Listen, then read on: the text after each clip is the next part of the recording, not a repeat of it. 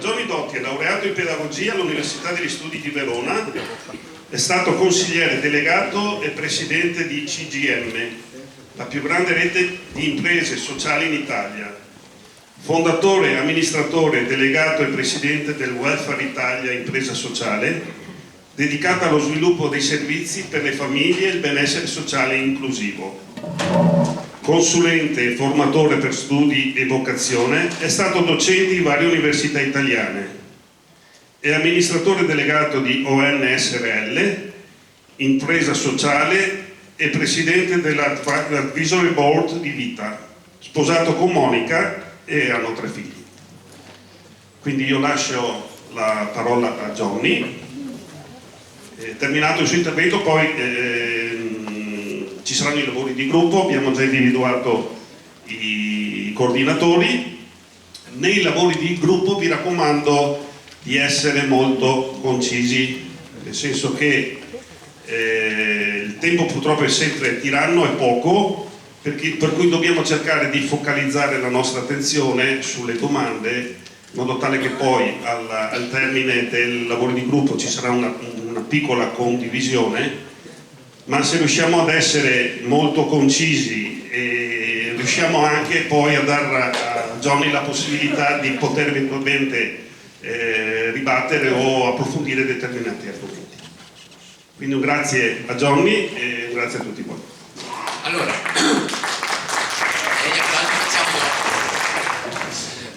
ringrazio di questo invito. Non sono stato scout nella mia vita, ho avuto una sorella scout, ho un centinaio di amici scout. Gli scout mi finiscono sempre tra i piedi, qualsiasi cosa faccia, anche adesso. Un capocasa di una comunità neuropsichiatrica che sto seguendo è scout, insomma non so perché, è libro di scout. E ultimamente, negli ultimi 7-8 anni, credo di averne incontrate 10.000. Forse mi sta fuori il monismo, a livello nazionale, locale, piccoli, grandi, bislunghi, regionali, solo un gruppo, tutti i gruppi assieme, solo adulti, bambini, insomma, anche qui l'ultima che è stata fatta a Verona, no? Io sono stato anche a Verona. E anche col Masci mi è capitato 2 o 3 volte, l'ultima volta credo di averli incontrati a Monza, quelli della Lombardia. Siccome sono un poverissimo battezzato, non credo al caso e appunto, quindi non penso che sia un caso che sono qua. Poi non so se è bene essere qua, questo è un altro paio di maniche, questo dipenderà dalla libertà reciproca di quello che ci diremo e faremo. Semplicemente vorrei fare una relazione con cittadini, punto di domanda. Come so che lavorerete su questa idea della cittadinanza, del ridarsi in qualche modo da fare, o del continuare a darsi da fare, o del motivare il proprio darsi da fare. Oggi io credo che io ho 62 anni, li ho appena fatti, quindi insomma, super giù, siamo in compagnia. Credo che bisogna non essere superficiali. Bisogna imparare a essere leggeri con l'età che va su, ma non superficiali. E se c'è un grande problema oggi è esattamente la banalità.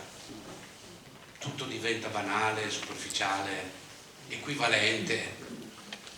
No, mi colpiva adesso il rito che avete fatto. Voi siete un organismo vivente che si fonda sulla parola, sul dare la parola. Anche adesso non avete fatto le vostre cose, io osservo sempre con una certa, diciamo, simpatia vera, umana. Il problema è che la parola nella civiltà occidentale moderna non c'è più. Non c'è più la parola. Ci sono termini che indicano qualcosa. La parola intesa come compromissione esistenziale rispetto all'altro, appunto voi date la parola, non esiste più. E questo è un bel problema per gli scout. Vorrei fare un piccolo viaggio che poi torna di nuovo a voi come scout, okay? Ma non non è possibile pensare la vostra azione astratta da ciò che sta succedendo nel mondo. Per mondo intendo mondo occidentale oggi, perché se lo allargassimo di più la complessità si allarga ulteriormente.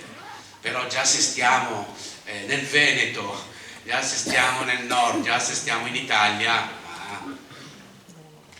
perché dico che non c'è più la parola? Appunto perché siamo in tempi dove il senso non è previsto.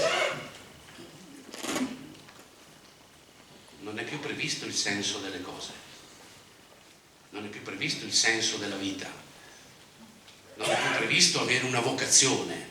Adesso uso, diciamo, non è previsto essere con gli altri, non è proprio previsto,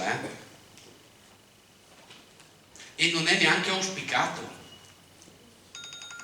Ci sono tante retoriche, tante diciamo riferimenti moralistici poi, ma nella sostanza dei fatti la nostra quotidianità è guidata da una forma sociale che basa il proprio valore soltanto sul funzionamento.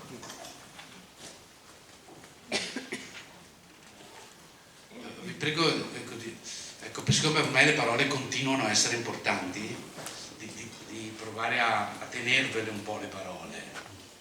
Cioè, noi siamo in un punto di svolta della storia, e in questo senso ha ragione il Papa quando dice che siamo dentro un'epoca di cambiamento, no? Un cambiamento d'epoca, in cui l'uomo, quello occidentale, immagina che la domanda del perché non va più posta. Bisogna soltanto chiedersi il come si fa. Ma per far che cosa non bisogna chiederselo. Capite questo punto? Lo intuite? Questo per la nostra generazione, che viene da un travaglio acceleratissimo tra l'altro, che ha portato, se volete, anche a liberarsi da tante cose, Cioè, io non rimpiango il passato, non guardo indietro, non mi interessa, resto un povero cattolico da questo punto di vista. A me è chiesto di guardare la realtà, il Cristo che sta nella realtà, non mi interessa guardare indietro, però a me è chiesto anche di dare il nome alle cose come battezzato, e oggi per me, e anche su questo vi prego di riflettere, un nome alle cose è che il senso non è più previsto nelle nostre forme sociali e nelle nostre relazioni. L'unica cosa che è chiesta è quella di funzionare. Faccio 3 fenomeni semplici da questo punto di vista. Non si fanno più i figli e non ci si sposa più. Perché? Perché ci si pone in maniera ossessiva il problema del funzionamento. Funzionerà? Il problema del funzionamento è che ha bisogno di essere progettato prima. Cioè tu devi sapere già come finisce. È l'idea della macchina, Fai quella cosa lì solo se sei certo che funziona. Investi delle risorse psicologiche, morali, intellettuali, economiche su quella cosa perché sai che funzionerà. Devi essere certo e sicuro che funziona. Questa è l'ossessione di questi tempi. Tra l'altro nell'area lombardo-veneta, lasciatemelo dire, non siamo più neanche calvinisti. Cattolici non lo siamo più da tantissimo tempo, ma non siamo più neanche calvinisti, siamo gnostici manichei ormai, nelle liturgie quotidiane dei nostri comportamenti. Siamo binari, o i negri o senza negri, va bene? O con l'Ucraina o con la Russia, o con la Palestina o con Israele. Vado avanti, mi piace, non mi piace, amici, non amici. Noi esclude sempre loro. Gnostici, ricordo che lo gnosticismo era un'eresia del cristianesimo, ha radici più lunghe, viene addirittura dai miti sumeri. È l'eresia contro cui ha combattuto Sant'Agostino, Noi siamo pienamente in quell'eresia, e il digitale è la forma liturgica che tiene su quell'eresia. Non ci fanno più i figli, non ci si sposa più. Si immagina, sono contento di aver 62 anni, che qui ci siano anche degli ottantenni, che il valore della vita è vivere a lungo biologicamente. Se vivi fino a 90 anni è meglio che vivere fino a 60. No, non è così, né per un credente. E devi vivere biologicamente sempre più a lungo con tutti i dispositivi che ti fanno vivere più a lungo. Non so quante pasticche avete sul comodino, quante protesi avete già cambiato, quante prostate sono già state intervenute, quanti cambi d'anca, no, cose interessanti, ma appunto quel come è diventata la finalità. L'importante è funzionare. Io sono una moglie medico, ogni tanto assisto, vado a trovarla nel suo ambulatorio, ma vedo delle scene spettacolari. È fatta sostanzialmente da gente dalla mia età in su e da immigrati che stabilmente, diciamo, occupano l'ambulatorio dopo che si sono prenotati. E cosa vanno a fare? Analisi di ogni genere, una check-up, continuano a fare check-up. Ma perché lo fanno? Non si sa, bisogna fare il check-up. Dico, l'altro giorno vedo sta ottantenne e dico, ma signora, eravamo stati a messa prima, no? Lei poi è passata dal lotto, perché funziona così: messa, rosario, lotto o gratta e vinci, medico, 2 chiacchiere con la sciura, poi casa e poi di nuovo il giro. No, guardate anche i vostri dati, guardate che il Veneto a gioco d'azzardo va molto bene, è uno degli altri dati. Avete superato di gran lunga i 2000 euro pro capite, compresi i neonati, in gioco d'azzardo. E cos'è il gioco d'azzardo se non la trasmigrazione verso l'illusione della speranza? Quando ci avrò tanti soldi farò queste cose. È arrivata la luce, no, voglio solo stare ancora un attimo su questo, dopo non potremo starci a lungo, e secondo me il Masci dovrebbe starci un po' sul chiedersi dove siamo, cosa ci sta succedendo, e non semplicemente diamoci da fare, perché altrimenti il meccanismo vi risucchia totalmente. Appunto, che cosa vuol dire essere cittadini? Lasciare il mondo migliore di come... Per ora non lo lasciate molto migliore, né? No, in realtà bisogna dirselo. Confesso, Dio Onnipotente, che ho molto peccato in pensieri, parole, opere, con serenità. Abbiamo fatto tante cose belle, ma abbiamo fatto anche un po' di disastri.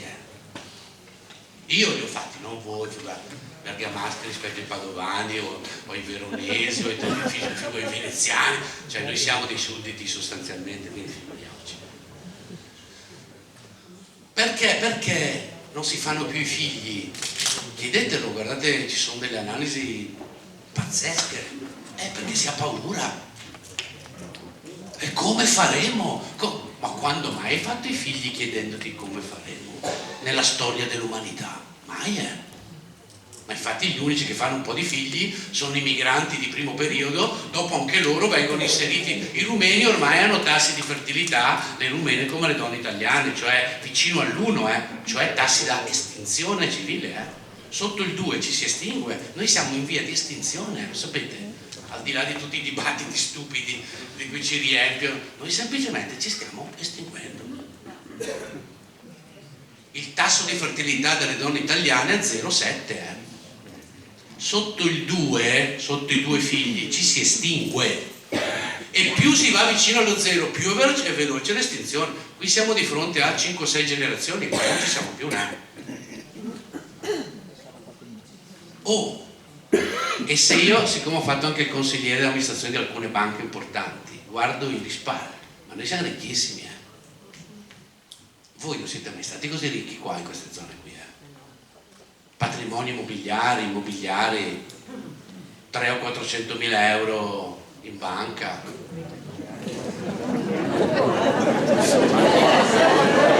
No, se avete una casa come minimo vale 250 mila euro.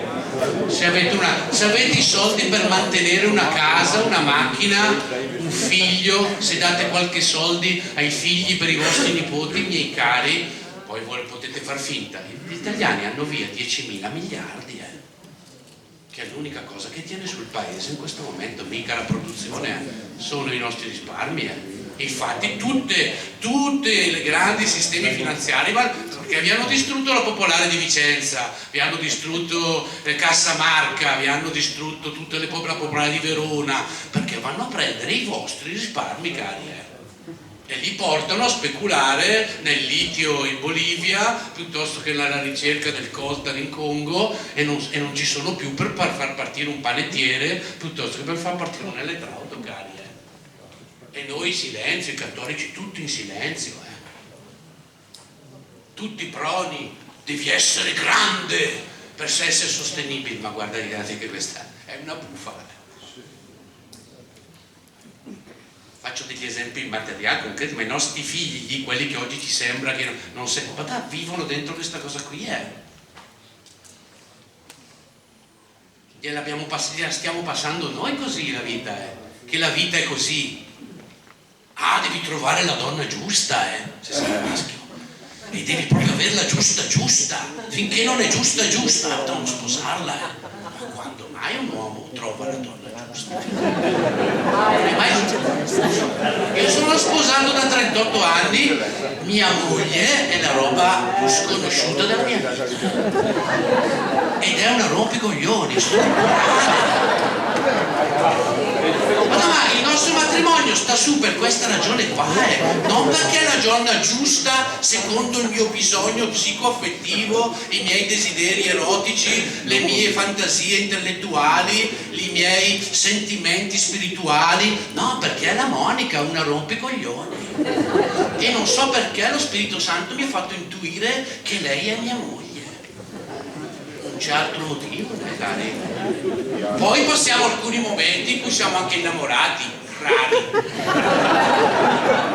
No, io vi dico di noi poveri maschi, ma lo statuto del matrimonio non sta mica su perché ci si corrisponde ogni minuto dal punto di vista emotivo, intellettuale, sessuale. Ma questa qui è una fantasia d'astrazione gnostica. Capite il punto? Sapete, guardate i dati, in Veneto a che età escono i vostri ragazzi di casa? Dai, coraggio! 34 anni e 6 mesi, cioè sessualmente morti. Anche se hanno fatto gli scout, mi dispiace. Ma certo, non si può uscire di casa a 34 anni e 6 mesi di media. E guardate che se guardate i dati Istat, la media sale almeno di 3-4 mesi l'anno, quindi siamo destinati ai 42-43 anni, con la mamma squalo che ti fa le lasagne e ti ama tanto, e il papà che è in attesa che trovi la donna giusta. Ma capite cosa abbiamo messo su? È chiaro che il senso non c'è più. Potrei farlo su tanti altri versanti, il ragionamento, lo faccio su quello di natura educativa, ed è chiaro che la dimensione antropologica dell'educare non c'è più. Forse c'è quella del formare, dell'istruire, dell'addestrare, dell'informare, dell'abilitare ad apprendere, ma non c'è l'educazione. Educare vuol dire custodire il mistero del figlio e accompagnarlo a venire al mondo, a venire al mondo, custodire il suo sogno, il suo desiderio, la sua domanda, non che diventi un meccanico, un elettricista, un ingegnere, un papa. Quelle lì sono delle conseguenze. Per i cristiani poi, figlioli, ma per quello che non siamo più cristiani, siamo gnostici, già astratti. Immaginiamo di raggiungere una perfezione intellettuale sicura e certa che ci salverà. Io ho amici americani, sono ormai più di 300.000 congelati, morti, congelati, nel deserto del Dakota, è un grandissimo business, la testa costa $75.000, tutto il corpo $250.000, in attesa di rifunzionare, perché è un sistema tecnico di natura digitale e di ricerca generalmente sul carbonio, ti sostituisca gli organi, e l'idea dell'eternità è l'idea del futuro infinito. Non è cattolica né questa idea, è gnostica. Ed è vicino al fatto che noi immaginiamo che arrivare a 92 anni è meglio che arrivare a 80. Io sono contento, se arrivate a una domanda che cazzo state a fare fino a 92? No, chi siete? No, cosa fate? Cosa fate? State al mondo a fare? Stiamo al mondo a fare? Che senso hai? Ma non te la devi domandare il senso, perché ti viene l'angoscia. Capite il punto? Ma senza senso non c'è neanche la gioia. E infatti, se voi guardate l'uso degli antidepressivi, è pazzesco. Siamo ad un uso stratosferico di antidepressivi e ansiolitici. Eppure siamo ricchi materialmente, capite? I vostri bisnonni e i vostri nonni, ma non si sarebbero mai immaginati la ricchezza che c'è oggi. Mai.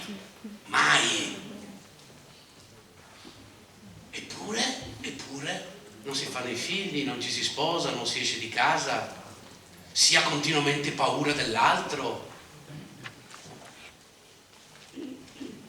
A Bergamo, voi fate le vostre valutazioni, diciamo, da Brescia Ovest, da Brescia Est a venire verso Venezia, fatevi le vostre valutazioni. Dall'olio in qua. Dall'olio in qua, bravo.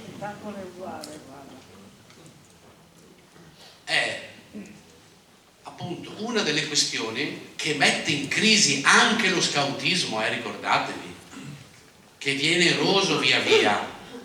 Negli ultimi 10 anni in cui ho frequentato tanto gli scout, in particolare quando ho frequentato quelli più giovani, intendo tra i 12 e i 18 anni, difficilmente ho sentito dire sono uno scout, ho sentito dire faccio lo scout.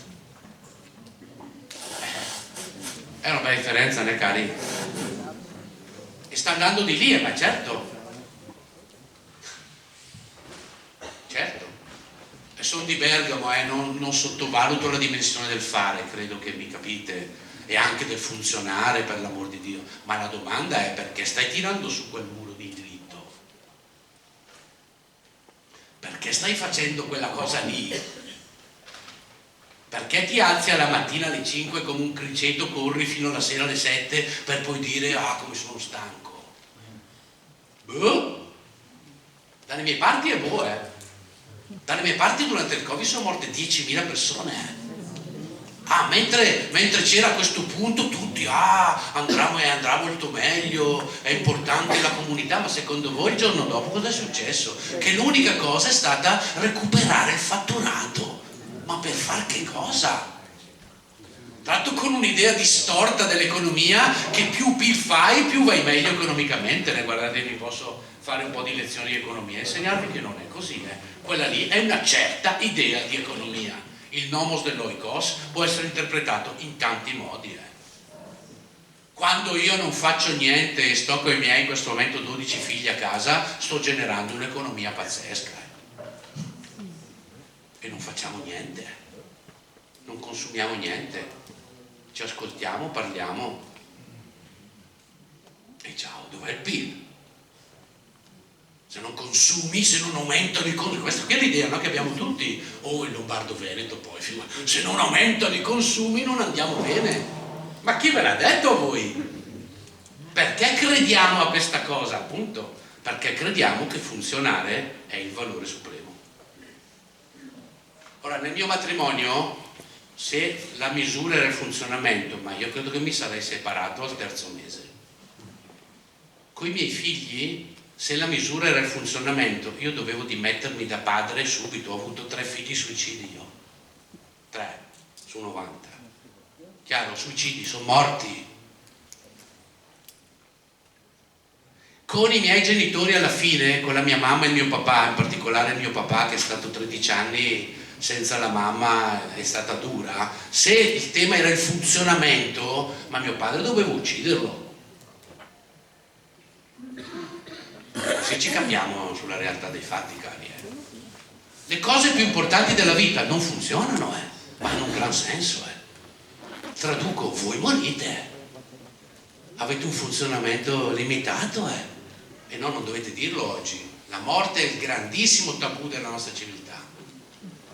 Peccato che i bambini a partire dai 2 anni vedono morti su morti dai videogiochi ai film, ai telefilm, ma non hanno mai visto un cadavere. Dalle mie parti, la Cattolica Bergamo, le mamme, le catechiste non portano a vedere i cadaveri. Gravissimo, gravissimo. Un cadavere è fondamentale. Se un bambino non vede un cadavere, non partecipa al rito del cadavere, che tra l'altro da noi è un rito felice, perché ricordiamo i santi, gli altri morti, c'è sempre San Giuseppe, la Madonna e la felicità, no, sarà un cretino quel bambino lì. Solo l'intelligenza viene mossa da 2 cose, dall'amore e dalla morte. Se no l'intelligenza, in particolare quella maschile, per te piace.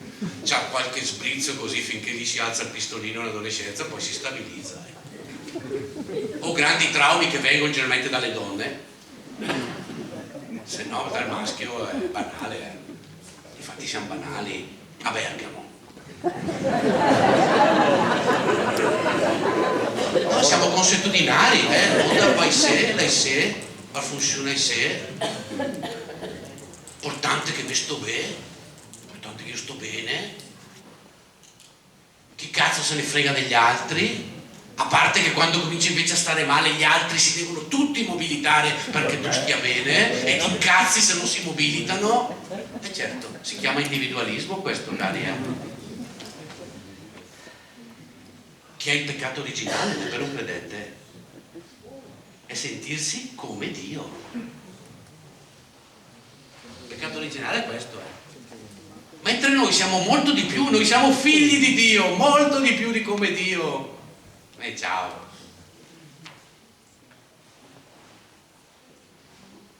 Capite questa posizione funzione senso? Come... E la domanda è: che senso ci avete voi? Vi aiutate a generare un senso per l'oggi? Vi prendete cura da questo punto di vista? Affiancate le persone più giovani di voi a non perdere la via della ricerca di senso, che vuol dire per uno scout trovare la propria vocazione esistenziale, se no che cittadini, perché andate a votare, ma chi se ne frega, ve lo dico francamente.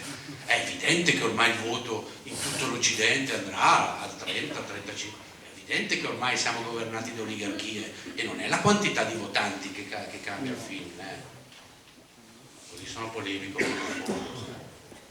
E pratiche di democrazia, di partecipazione, modalità di mettere al mondo comunitariamente delle opere che non c'erano prima, non andare a votare il sindaco di destra o quello di sinistra. Onestamente quello lì è un giochetto abbastanza letrivo e triste. O stai con la Schlein o stai con la Meloni? Guarda qua, state con Zaia o state con, che non so chi ci avete qua con Salvini. Ci avete solo Zaia, state con Zaia 1 o Zaia 2?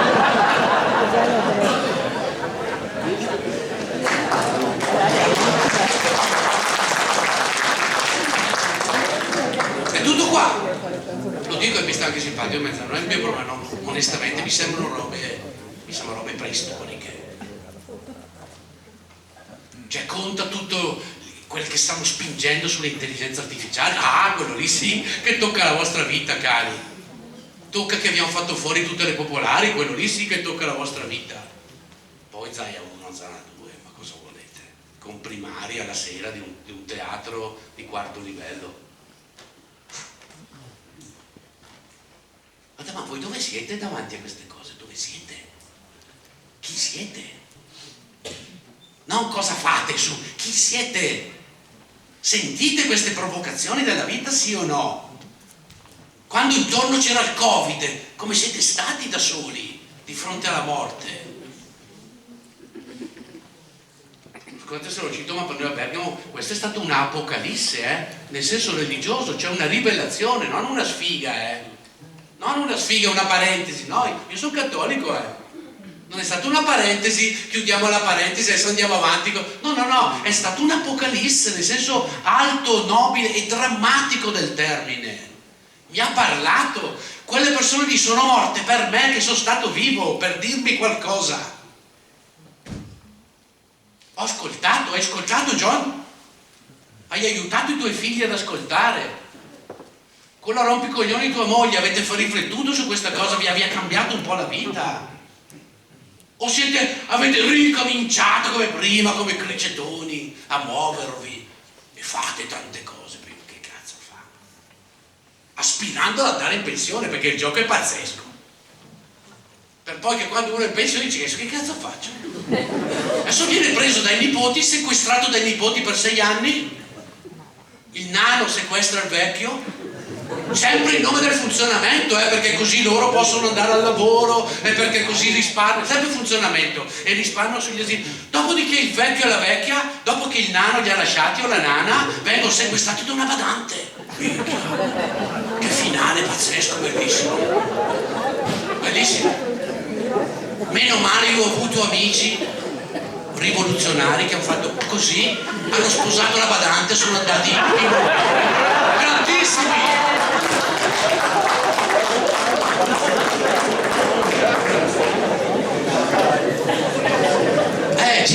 Cittadini di che? Cittadini cosa vuol dire quando voi dite che essere cittadino, lasciare il mondo? Di che mondo? Di cosa state parlando? Scusate se prendetela. Insomma, io cerco sempre di tenere insieme le poche verità che trovo, che cerco, parziali, con un po' di compassione, però non posso saltare la verità. Cioè, cosa devo dire? Che siete bravi, siete qua in 280, vabbè, sono contento, ne è per voi, ma chi se ne frega? Se no facciamo come quelli che hanno i like, no? Quanti like hai? Allora, siccome hai tanti like sei bravo, c'hai tanti followers, appunto, quantità, perché il pensiero è stato ridotto a computazione. Ma pensate alla crisi della scuola da questo punto di vista. Insomma, la mia prima indicazione per rispondere ai cittadini, appunto, per dire sì, cittadini, di che città, di che mondo,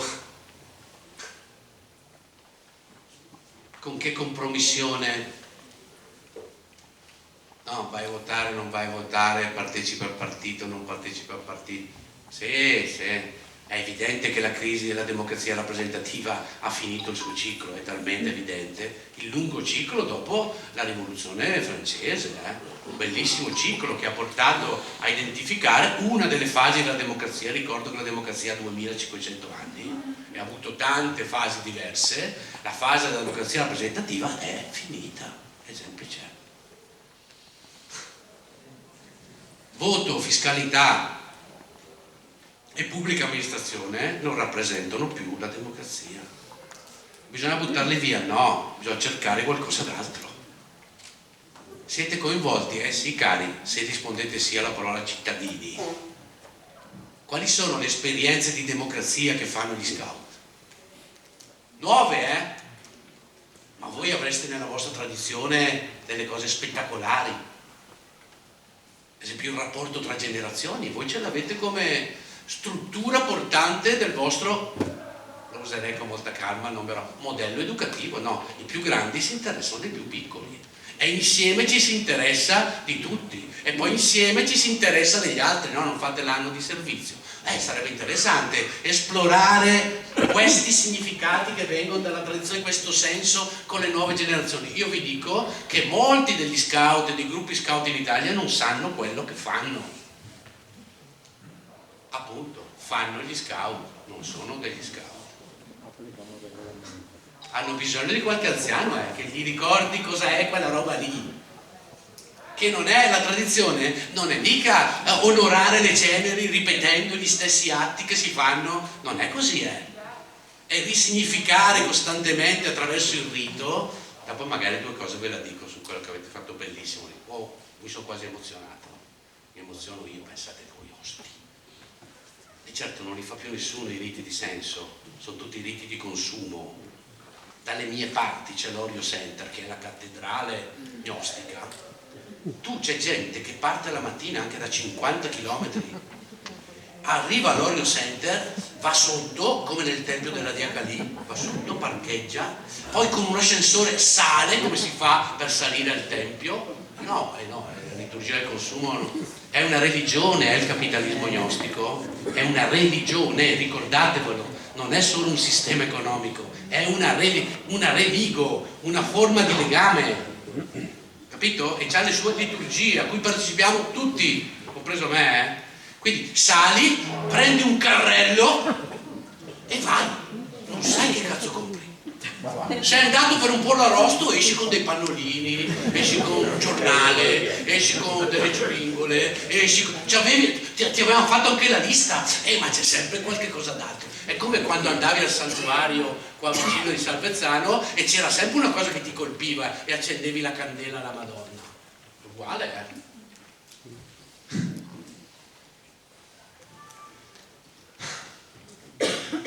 appunto.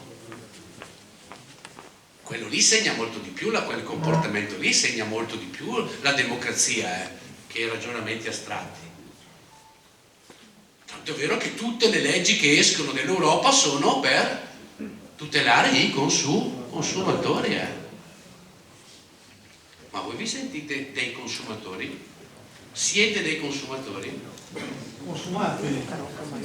No, ma guardate che è un punto rilevante questo. Siete solo degli spettatori? Vado avanti. La libertà si gioca soltanto su scegliere tra tanti prodotti, tanti servizi, e la mia libertà, qui c'è tutta una parte cattolica che ha spinto su questa cosa, no? Che la libertà è la libertà di scelta. Siete sicuri? La libertà di scelta non è neanche la scuola materna della libertà. Gandhi era libero in carcere. Mandela era libero in carcere. In questi giorni festeggiamo Martin Luther King, l'avete anche citato, mentre moriva Martin Luther King era libero.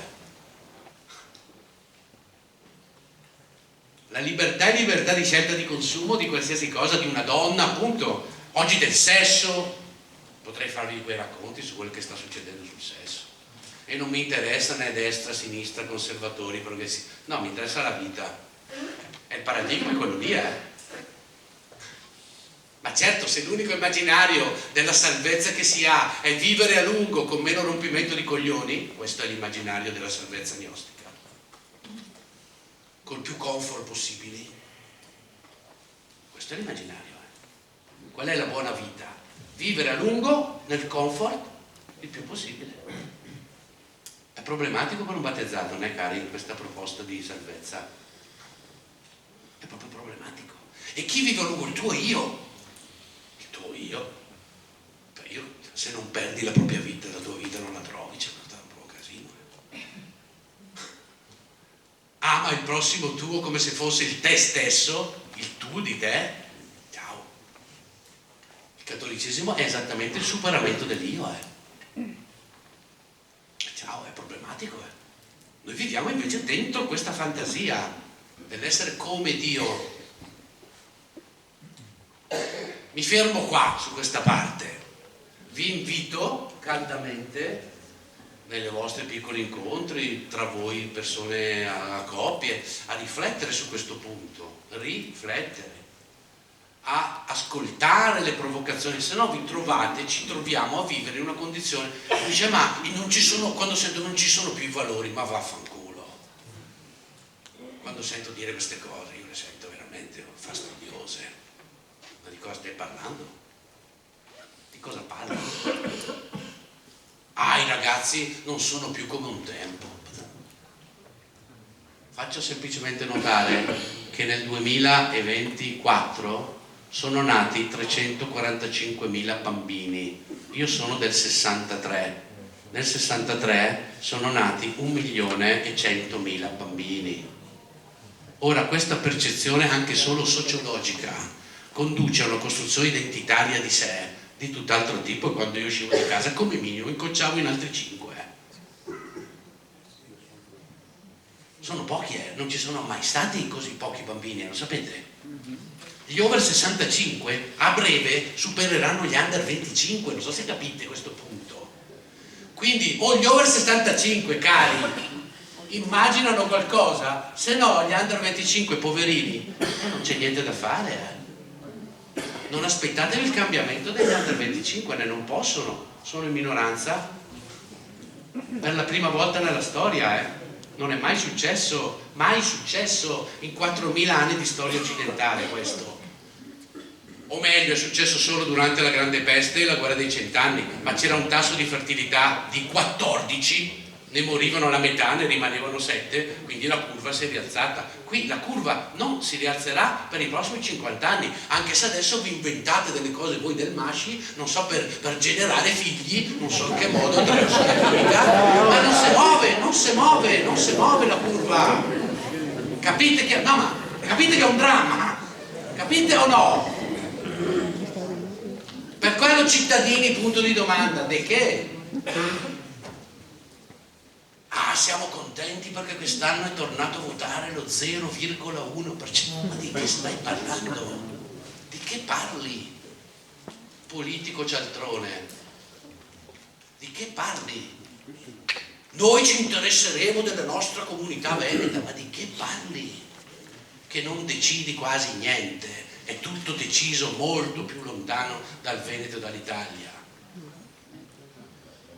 Se BPM, di cui fanno parte tutte le vostre ex popolari, la comprerà Unicredit sì o no, non si decide mica in Italia, cari, lo decide BlackRock, che controlla tutte le banche italiane, chiaro? E lo decide coi francesi di Crédit Agricole.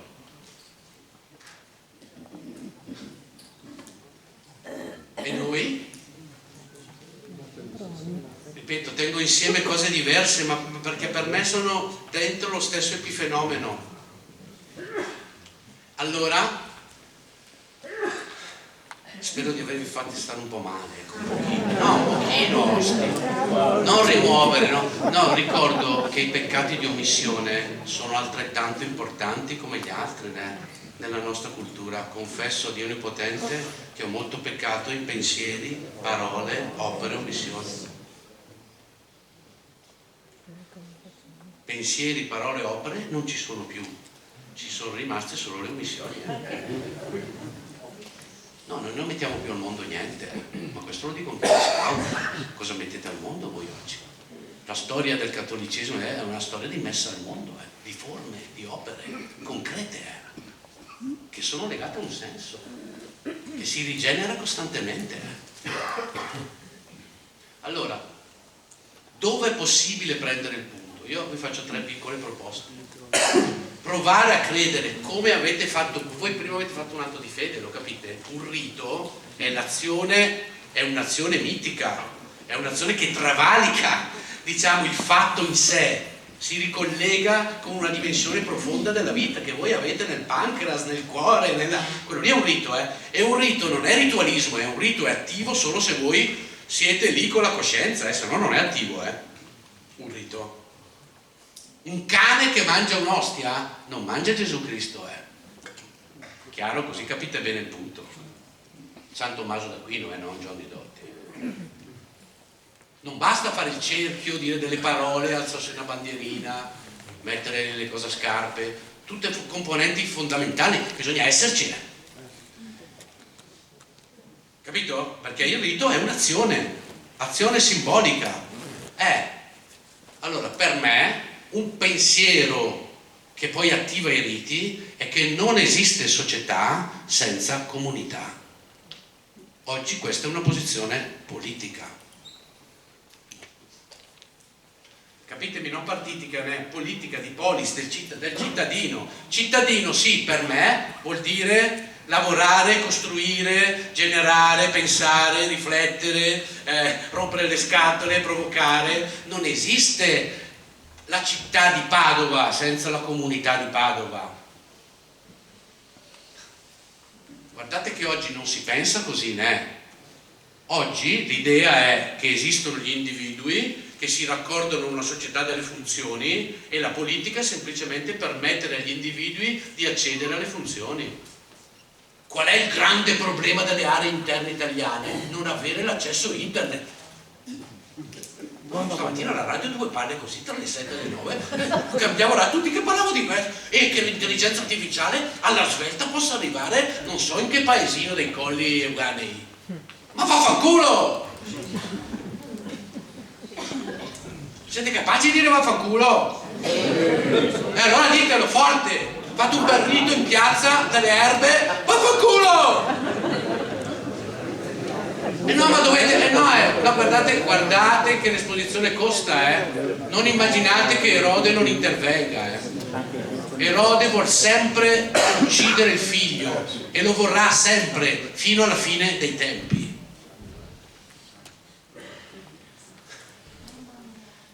Non esiste città, non esiste regione, non esiste stato, non esiste società se non c'è comunità.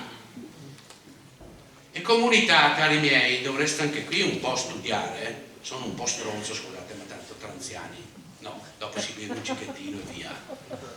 Comunità è la condivisione del munus, e il munus oggi è cosa sconosciuta. Munus, parola latina, che vuol dire contemporaneamente due cose: regalo, da cui viene matrimonio, patrimonio, ci sarebbe da riflettere sul patrimonio, oggi computato nel conto patrimoniale di un bilancio all'area finanza, no, il patrimonio è il regalo del padre.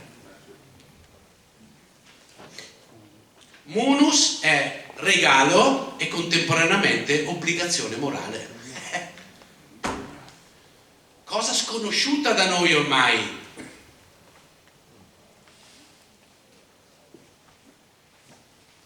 E contemporaneamente queste due cose, e quindi la comunità si fa con l'altro, non con l'uguale. Con l'uguale fai l'immunità. Noi veneti, noi italiani, noi europei, tutto astratto perché stiamo morendo, cioè, cazzo, sei in estinzione, cazzo stai dicendo?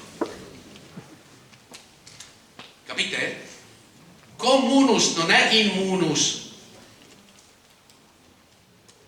si fa con l'altro, perché l'esperienza della famiglia è il principio della comunità, è perché tua moglie è l'altro da te, tuo marito è l'altro da te, non è l'identico, non corrisponde a ti guardi allo specchio e ti vedi, è l'altro, è drammaticamente l'altro. Infatti non regge il punto, si separano tutti perché si è perso il senso di questa cosa. Io sono per il divorzio, per essere chiaro, ma ci si divorzia se non ha più senso, non se non funziona. Un matrimonio, torno a dirlo, prevalentemente non funziona, non è quello lì il suo scopo. Un matrimonio è riconoscere nell'altro la via di salvezza per me, non del soddisfacimento dei bisogni, non del mio piacere. Chiaro? Mia moglie non è la migliore amante che potessi trovare sulla terra dal punto di vista corporale, scarsina direi.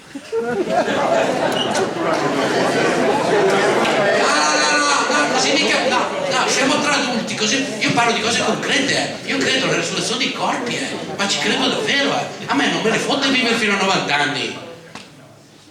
Anzi, ogni tanto chiedo, guarda, io ho vissuto talmente tanto, basta, adesso chiamo, basta, dai.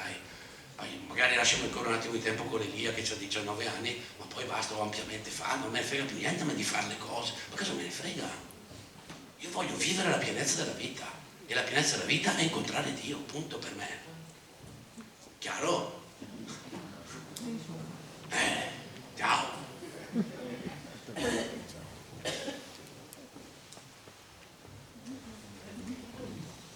Detto questo, faccio bene l'amore con mia moglie, siamo contenti, siamo sufficientemente discreti dopo 38 anni.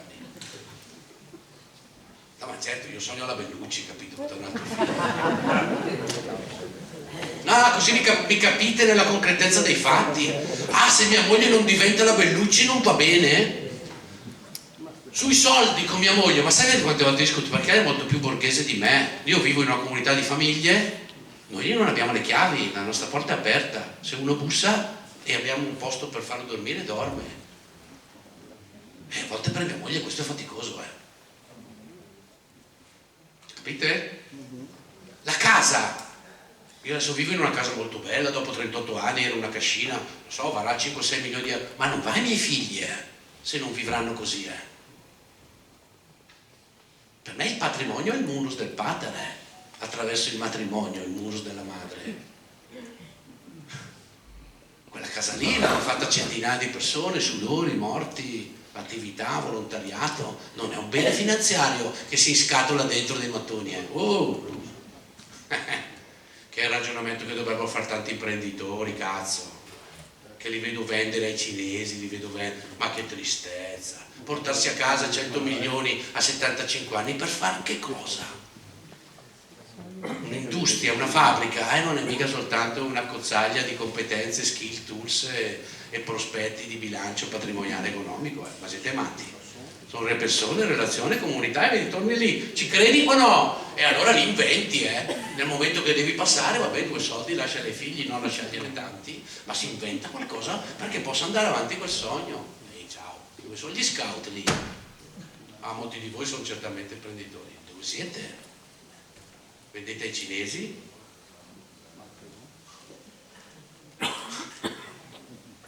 Ma mio figlio non può continuare, ma per uno scout i figli non sono quelli biologici, giusto? Non so, c'ho scritto anche un libro di San Giuseppe, è il padre di Gesù questo, Non trattasi di spermatozoi in ovulo, Io conosco tanti genitori maschi, anche scout, che non sono padri, sono genitori maschi.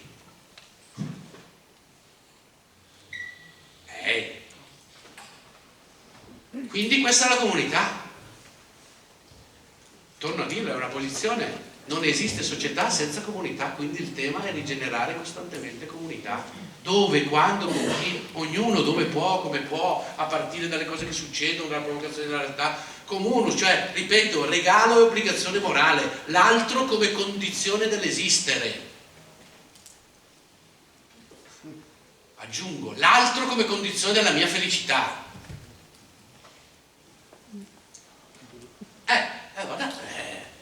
Ma voi siete pieni di parole, comunità capi, e ma no, c'è tutta la tradizione si chiama. Cosa vuol dire oggi? Ve la tenete solo per voi? Questo bellissimo rito che avete fatto adesso, ma possibile che non lo fate almeno una volta all'anno? Fatelo in piazza San Marco, fatelo in piazza delle Erbe a Verona, fatelo pubblicamente, perché aiuterà le persone a immaginare che la parola esiste. Non fatelo per voi, non siete un'immunità, siete una comunità.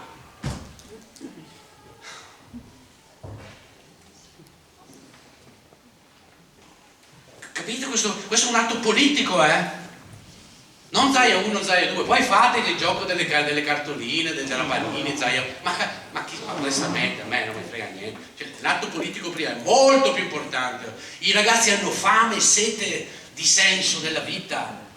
In questo momento sto gestendo 3 comunità neuropsichiatriche, 34 posti, non entro nella polemica su come vengono gestite queste robe. Sapete quanti bambini in lista d'attesa tra gli 8 e i 17 anni, tentati suicidi, omicidi, bulimia, anoressie, tagli, tutti tagliati, depressioni maggiori, ansie, 500 ce ne ho in lista d'attesa, 500! Cazzo, già sono pochi, sono 1/3 dei nostri tempi, in più gli tocca un dolore così. E se vedete sociologicamente, famiglie di tutti i tipi, cari.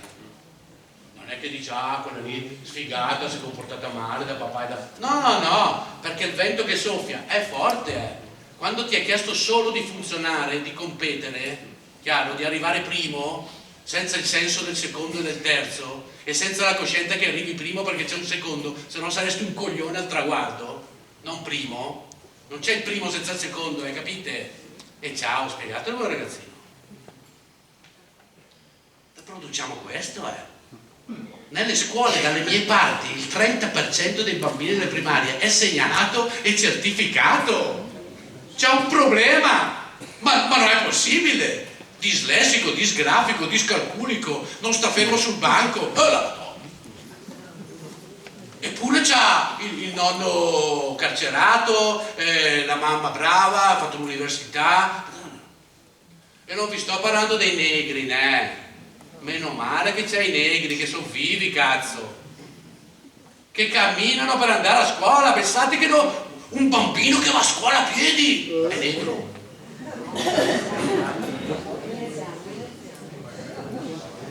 Ma meno male che a Venezia, cazzo, non ci avete la possibilità delle mani, meno male, ringraziate Dio.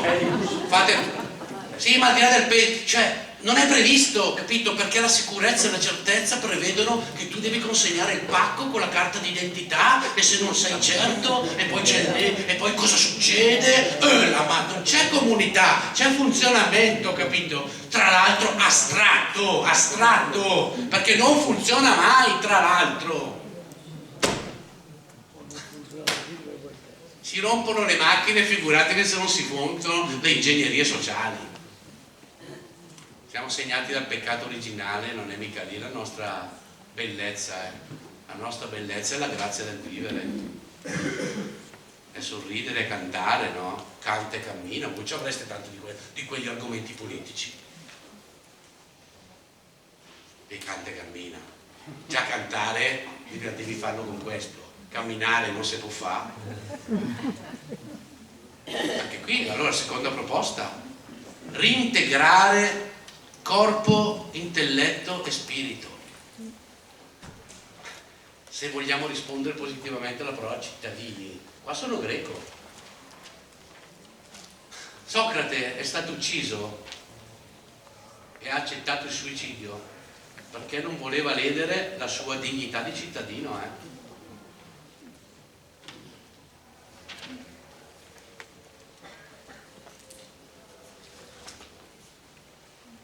Ma questo vuol dire che il corpo, l'intelletto e lo spirito non sono tre cose separate, sono tre cose distinte che vanno tenute assieme.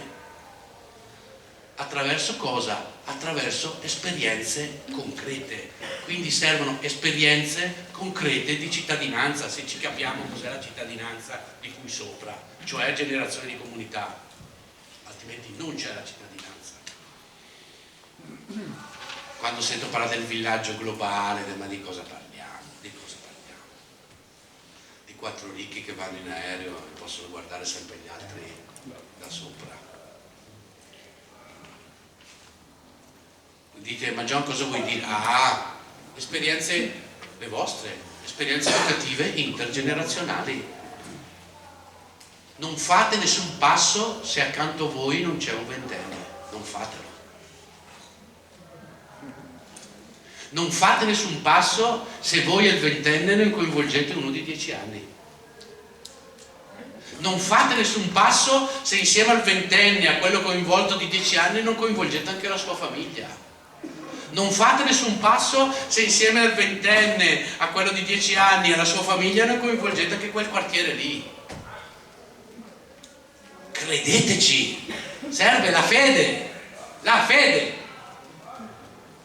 non tutto, ce la faremo, ma chi lo sa se ce la fai o no? Vi fidate o no? Avete fede o no? Che la vita c'è, che esiste, che ha bisogno di essere riliberata.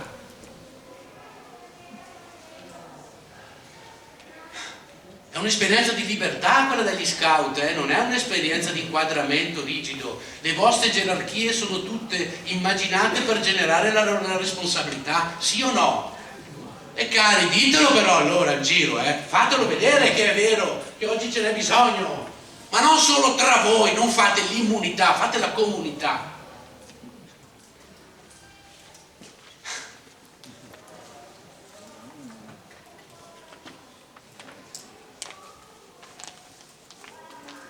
Non lo so, potrei fare tanti esempi, ma non mi... Ad esempio, non rimuovete il tema della morte, il tema della vecchiaia, il senso della vecchiaia e della morte. Rimettetelo al centro delle vostre comunità. E ricordatevi che la vostra e vostra tradizione, morte e vita, vanno sempre assieme, si intrecciano. Venerdì Santo e Pasqua, no? Non vai in domenica se non passi dal venerdì. Cioè, questa è proprio la base del battezzato avete fatto il nome del Padre, la croce questa, né? Il nome del Padre, il Figlio e lo Spirito Santo, È un'esperienza di gioia, non è un'esperienza triste.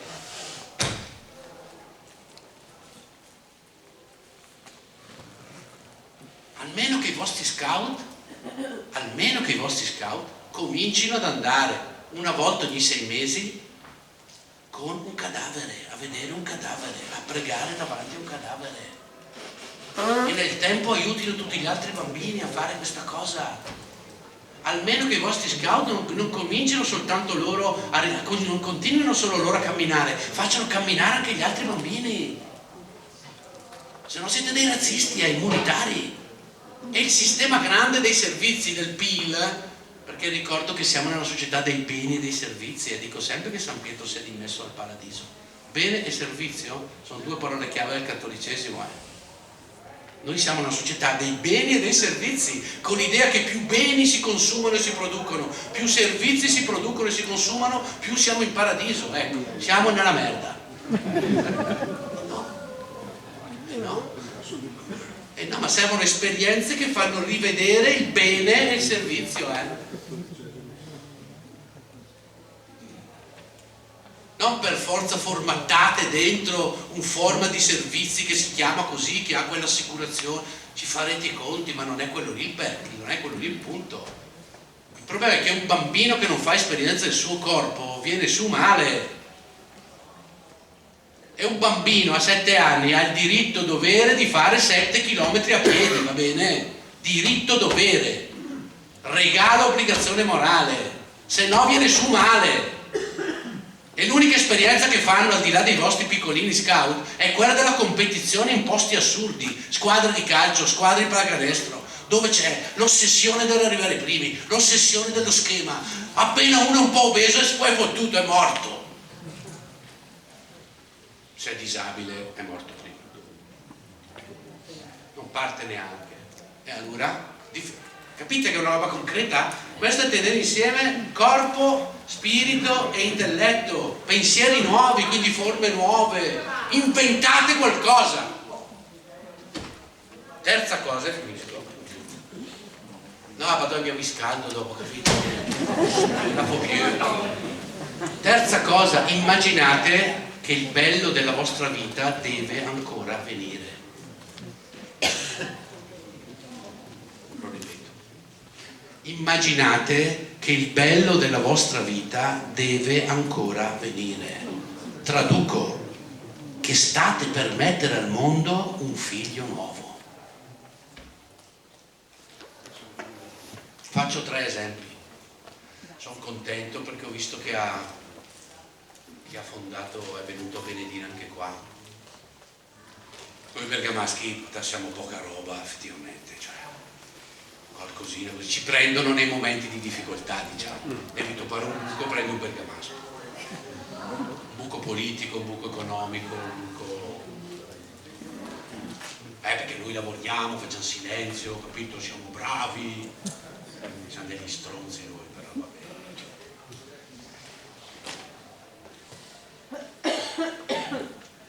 Papa Giovanni XXIII, il mio Papa, lo presero così. Quelli intelligenti al Vaticano non sapevano bene chi mettere lì, situazione difficile, chi mettiamo qua? E appunto, e chi pensano? Bergamasco. Vabbè, era stato anche a Venezia, diciamo, si era tirato su un po' nunzio, però Bulgaria, Turchia, sai che nunzio, cioè. Poi adesso hanno cercato di riabilitarlo, io ho letto tutti i diari, ma era un bravo Bergamasco, bravo, certo. Guardate, gli ha tirato fuori il Vaticano II. Sapete a che età? Ha fatto la cosa più importante della sua vita, a 78 anni, quindi siamo pienamente abilitati.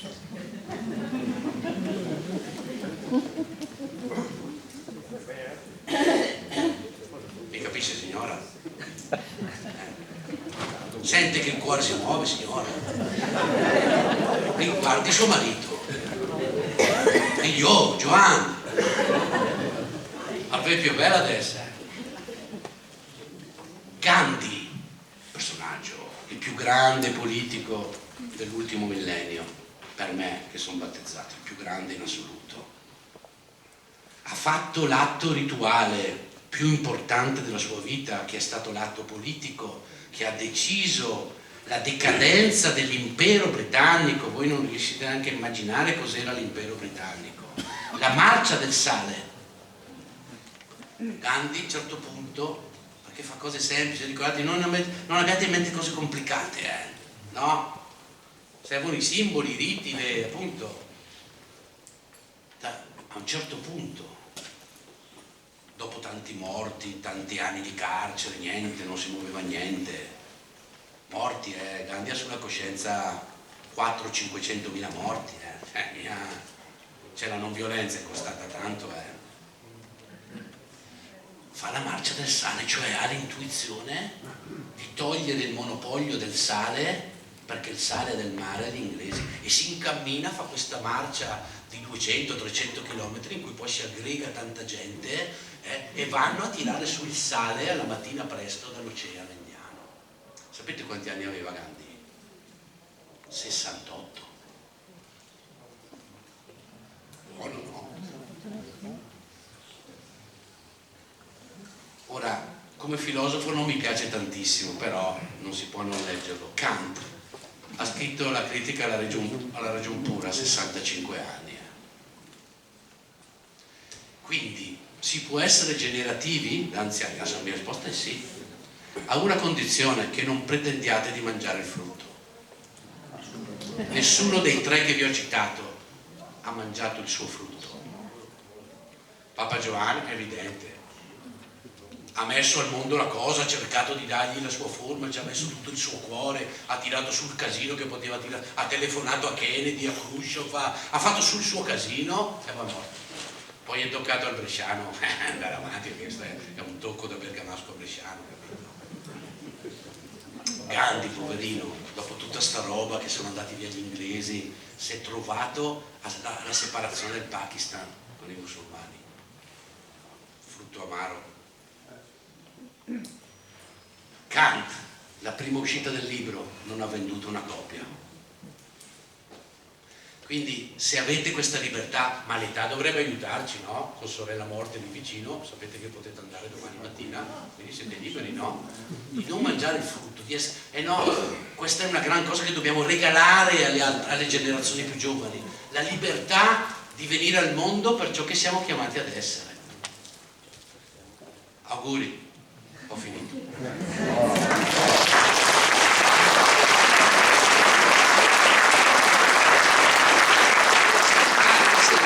Faccio marketing, poi qualcosa lo diamo anche a loro. Io ho portato questi due piccoli libri, questo è di Giuseppe, che per me è stata una scoperta tardiva, vicino ai 50 anni, molto ricca dal punto di vista, per me, il simbolo di Giuseppe assomiglia molto ai nostri tempi, no? Là in età, cosa faceva, E poi ne ho portato uno sull'educazione che è appena uscito. Li lascio qui se qualcuno li vuole prendere, ne ho pochi. Poi parte del ricavato lo giriamo agli amici scout della casetta del Canada.